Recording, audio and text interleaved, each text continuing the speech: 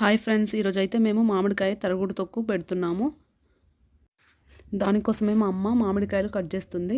ఒక 4 మామిడికాయలు అయితే తీసుకున్నాము మేము. పచ్చడిలోకి జీలకర్ర, ఆవాలు, మెంతులు అన్ని 2 టేబుల్ స్పూన్స్ తీసుకొని వేయించి పౌడర్ చేసి పెట్టుకోవాలి. ఇందులోకి 2 వెల్లుల్లి గడ్డలు తీసుకొని కచ్చా పచ్చాగా దంచి పెట్టుకోవాలి.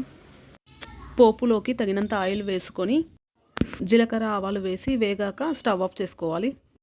పోపు చల్లారే వరకు పక్కన పెట్టేయాలి.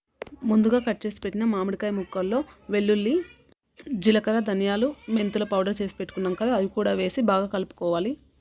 పోపు పెట్టుకున్న ఆయిల్ చల్లారాక అందులో కారం, తగినంత ఉప్పు వేసి కలిపి ముందుగా కలిపి పెట్టుకున్న మామిడికాయ ముక్కలను ఇందులో వేసి మరొకసారి మళ్ళీ కలుపుకోవాలి.